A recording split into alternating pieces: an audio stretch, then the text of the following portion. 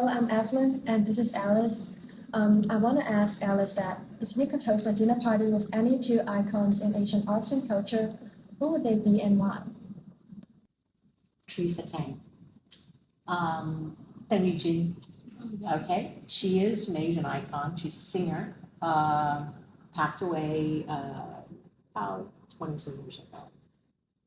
And the reason is she was, like me, born in Taiwan. I'm a few years younger than her. She had such a following during her lifetime. She died quite young, kind of like Elvis, who died really young.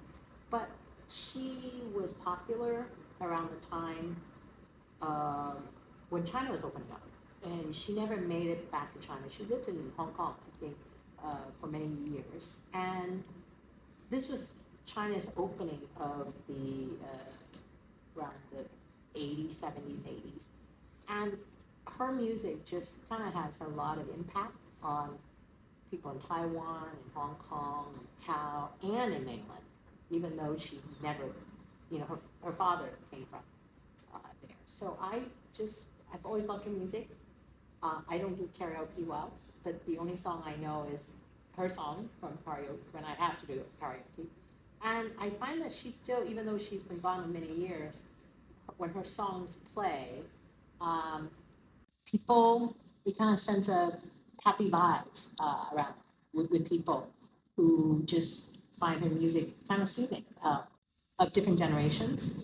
And yeah, she would be one person I would love to kind of talk to about her influences, her family, or just about her life.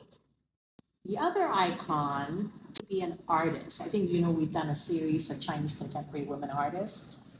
And the one that I find fascinating was Pan Liang. Again, Pan Liang is another one of these women who, left for China with her husband, ended up in France. And she didn't have any, her husband passed away and she didn't have any children. And seems like her love was her art. And having done our show, the Pan Liang show a few years ago, I had no idea who she was, but her artwork speaks to me. And her life was also very interesting. When she died, her artwork, because she didn't have any heirs, ended up being shipped back to China. Not to her home province, but her, I believe her husband's province in 𝗂𝗏. So the 𝗂𝗏 Museum has the bulk of her work now. So for an institution like Asian Society, it was great to work with that museum.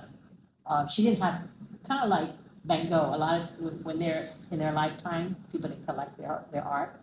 She, that's why most of her artwork is in one collection back at the 𝗂𝗏 Museum. So for us to work with that show, and she, because of how she lived and how she passed away, I would have been very interested to have just, again, dinner conversation with her.